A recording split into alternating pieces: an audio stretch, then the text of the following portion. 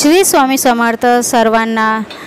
तर आज आहे बुधवार, तर सकाळचा टाईम आहे 10-10:30 वाजले होते आणि तशी पण मुलांना उशिरा कामावर जायचं होतं, तर म्हटलं आता जेवण बनवायचं बाकी होतं, तर थोडा उठायला उशीरच झाला। तर म्हटलं आता काय भाजी बनवा, रोजच्या रोज विचार पडते भाजी काय बनवा।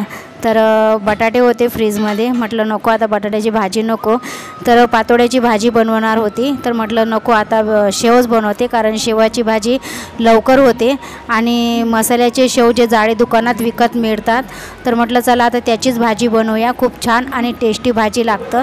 आपण जसे मिसळ पावला शेव वापरतो पण ते वेगळे असतात आणि जे हे साधे मसाल्याचे जाडे शेव असतात ते भाजीसाठी खूप छान लागतात। तर मग मी आधीच मसाला तयार करून घेतला आहे, त्याच्यामध्ये कोथिंबीर, कढीपत्ता आणि अद्रक, जिरं, लसूण, थोडंसं खडा मसाला, जे पण आपला मसाला असतो तो मसाला पूर्ण मी मिक्सरमधून बारीक वाटून घेतला। थोडासा हिरव्या मिरच्या वगैरे सगळं वाटून घेतल्यानंतर तो चांगला मसाला होऊ दिला। मग त्याच्यामध्ये पाणी टाकलं थोडंसं, कारण शेवईच्या भाजीसाठी थोडंसं जास्तच पाणी पाहिजे त्याच्यामध्ये, कारण नंतर मग ती भाजी काय होतं घट्ट होते शेवईची भाजी आणि ती शिजू द्यायला लागत नाही, कारण शिजल्यानंतर मग काय होतं की रसा पूर्ण शिजून जाते आणि मग ती भाजी एकदम गाटा होते। मग त्याच्यासाठी आपल्याला ते काय करावं लागते, शिजू द्यायचे नाही। तर असं प्रकारे मसाला तयार करून घ्यायचा आणि मग चांगलं त्याच्यामध्ये थोडंसं चवीनुसार मीठ टाकायचं आणि मग त्याच्यावरती थोडं झाकण ठेवायचं। झाकण ठेवल्यानंतर मग पाण्याला एक उकळी येते, थोडंसं ते मसाला शिजू द्यायचा, म्हणजे पाण्याला 2-3 उकळ्या आल्यानंतर मग त्याच्यामध्ये जे जाडे शेव आहेत, आपण जे शेव आणलेत भाजीसाठी ते शेव टाकायचे। कारण मग काय होतं की गॅस बंद करून टाकायचे। जर तुम्ही असे उकडते याच्यामध्ये म्हणजे गॅस चालू आहे आणि मग नंतर तुम्ही जर शेव टाकत राहिले तर ते शेव काय होतं एकदम बेसन म्हणजे गाठा होऊन जाते, नंतर त्याच्यामध्ये शेव आपल्याला दिसतच नाही।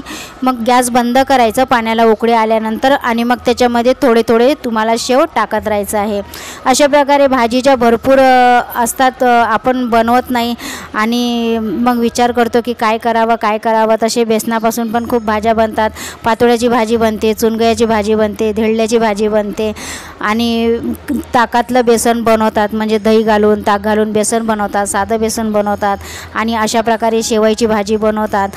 भाज्या तर भरपूर असतात, पण आपण विचार करतो की काय भाजी बनवायचं, वेळेवर आपल्या लक्षात येत नाही।